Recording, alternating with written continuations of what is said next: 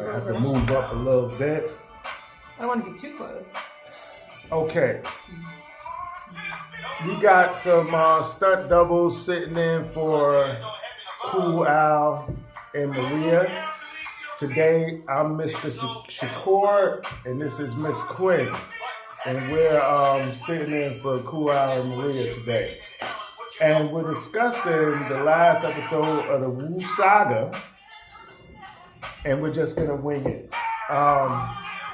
So I got to say, I want to give a special shout out to the RZA and the people that, did the writing and how they included the lessons of the 5%.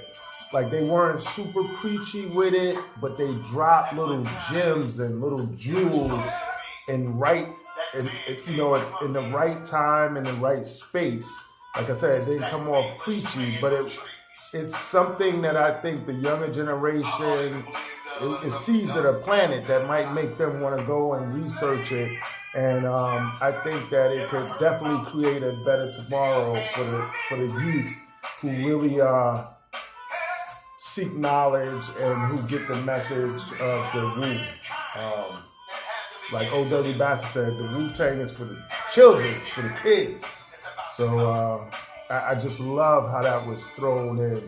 Valuable lessons that young men and young women, growing up in those environments, if they get a hold to those lessons, they can study them and it could really change their life for the better. But anyway, don't want to talk too much about that, but I'm feeling the lessons of the 5%. Peace to the God. Did you want to... You're going to have to ask questions. Okay, I mean, what did you think about... I mean, I don't expect you to know a lot about the teachers of the 5%, but, it was included in the saga. So the little pieces and bits and pieces that you saw that was interjected into the saga, what are your thoughts on it? Yeah, I mean, it's all new. That's all new for me. I didn't know anything about that really. As early as last year, I had never heard of that before. So, I mean, I guess it has to do with success a little bit. I don't know. I'm not sure. I mean, I don't know if it has to do with working hard to be believing in yourself and for the success that they want to gain. I mean, how it relates to them and their music. So I don't know. That part, I guess I don't know that much about it. All right, so trick question. This will be interesting for all the viewers out there. What do you think about one of their fundamental lessons that, teaches that the black man is God and the white man is the devil? Boom! Yeah. So what do I think about that? Yes. Well, I mean, it seems when you look at history, that would seem very true. I mean, the white man was the devil, still is in some cases. So I would see how that. I would see how that came to be and why the belief system would be there for black men, black people, because of what the white men have done and what they continue to do. So, yeah, I think that's... I mean, it is very black and white. Black and white? It is very literally? Yes, literally black and white. Which was one of their movies that they put out back in the days. Yeah. Check that out. I mean, clearly that's not literal that every white man is the devil and every black man is God, but I think that it's a good message to be confident and be... All right, if I want to add on, I want to say that I do believe that every black man is God and every white man is the devil. But due to circumstances, some of us have been acting like way different from our natural essence. So you have some white people that take on the knowledge and they're less like devils.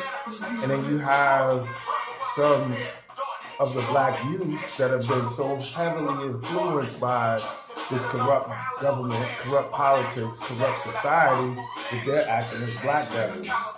But by nature, I think the lessons are right and exact. All right. Enough about that. Let's move right along. What's another question? Oh, I thought that Dennis and Cherie's relationship took an interesting turn, and right at the time when Dennis was supposed to flip out and spaz and get rid of Attila, you know, he gets this bomb dropped on him that he's about to be a dad. And it seems like it messed up the plan to take out Attila a little bit. I mean, did you want to speak on the dynamics of that, or what your thoughts about Dennis and Cherie? Yeah, I think she. Yeah, I mean, I was happy that she went out there to see him, and at the end it appears to be that he's coming back with her. So I guess it leaves an opening for a next season if they have one to find out what happens with their relationship. Right. I'm happy that he is riding back with her to Ohio. We the viewers don't know for sure if there's going to be a second season. Some says that there's rumors that one is in the works. But I'm going to just say this. Some people are a little bit disappointed because they wanted to see the Wu-Tang in full swag, you know, as Wu-Tang, like performing their songs. And I like how this was pre-Wu-Tang. Because I know the story of the Wu-Tang, like from the time they blew up on and all that followed. So to see what happened, the groundwork that went into them becoming the Wu-Tang. Like, that's something I didn't know. So I was so appreciative from a fan's perspective to learn the background. Because all the other stuff, from when they came out with Protected Neck and Cream and all those other songs, like, I've been following closely to their songs, their careers, and it's not much you can tell me. But, like, I did not know the backdrop, and so thank you so much for putting that and presenting that, putting things in the proper perspective. Let's see, what else did I find interesting about that?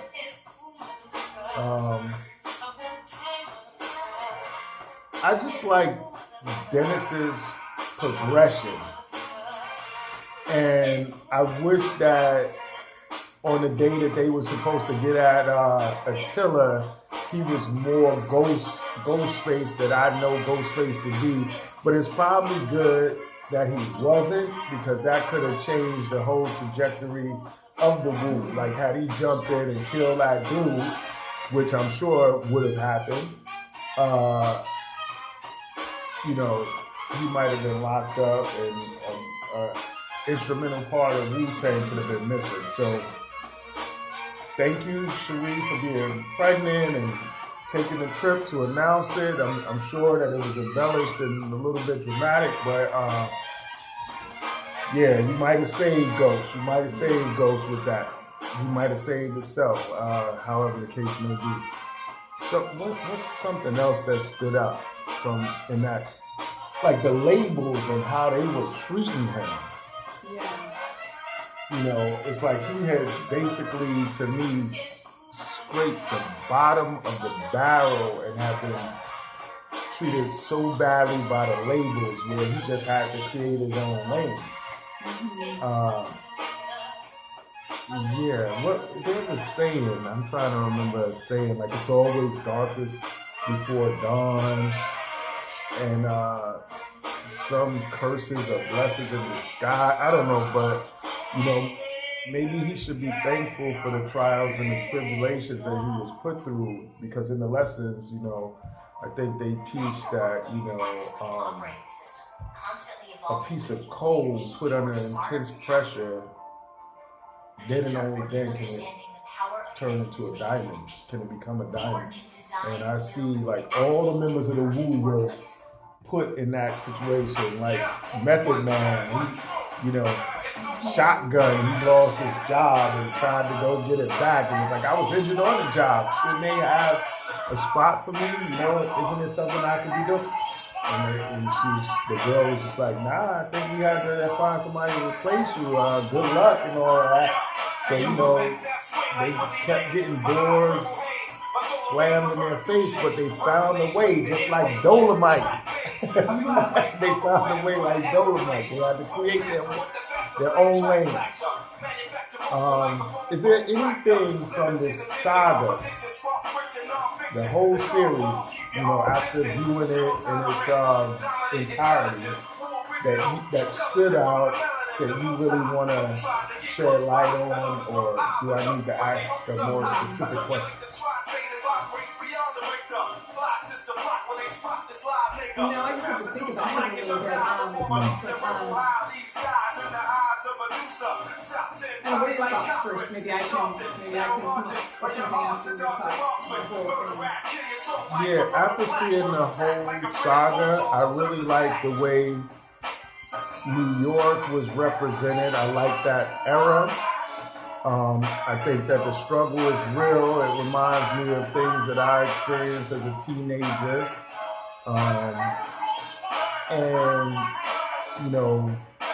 I went on to Morehouse College, but everybody doesn't go that route, And to see people who are, put under intense pressure find a creative way to make it out, of the ghetto. I mean, it's a beautiful thing, because college should be for everyone, but it isn't, you know what I mean? And there's many different lanes that we take in life, and I just love the ingenuity that these young men have, the creativity, the passion, the desire, and they created their own lane and changed hip-hop forever. And to watch it unfold, to me, is just a beautiful thing. And it just shows the strength of black people, and all the things that they have to endure, and how they can be artistic and put it in their music or any form of art that they do, and that gritty edge, it's just amazing to watch somebody overcome the odds. And that's what this series represented, like 9 to 10 young men overcoming the odds, succeeding way more than most people could imagine that they ever will. Just having a passion and a true love for hip-hop. And that's what I love about hip-hop, is that it created an alternative to drug selling, gang banging, and without hip-hop, there might not be a Wu. And Wu is so essential to hip-hop, but also hip-hop is essential to Wu. So, with that being said, that's all I have to say about that. I mean, I agree. I don't know if I even have anything to add to that. I learned a lot. I mean, because I didn't know anything before this. So. Yeah. Last comment I wanted to make. I love how it was questionable with Jerome showing up. Would he produce? And the way that it ended, it looked like he came through, and he continued to elevate and continued to surprise and continued to provide for the family. Like, that's a black male image that we don't see that much. You know what I'm saying? There's always like, and then he got killed. You know what I'm saying? Damn. But yeah, so I love that, I don't know if there'll be a season 2. But I just love what they did show of Jerome. And the sister who showed up, who was shady, she was talking about how effed up the men in Jerome's family were, and and she turned out to be full of shit. And Jerome seemed to be the real deal. Like, that was an interesting turn of events, especially nowadays when we have all these quote-unquote incels and all of this toxic masculinity. Like, Jerome was a shot in the arm. And you know what? Let's keep it short. We're topping out at about 15 minutes right now, and we got things to do. So, Mr. Shakur signing off for today, and it was good standing in for Cool Al. And we have Miss Quinn standing in for Maria today, and hopefully we'll be back for season 2 if there's ever a season 2. But if not, Wu-Tang forever. Peace.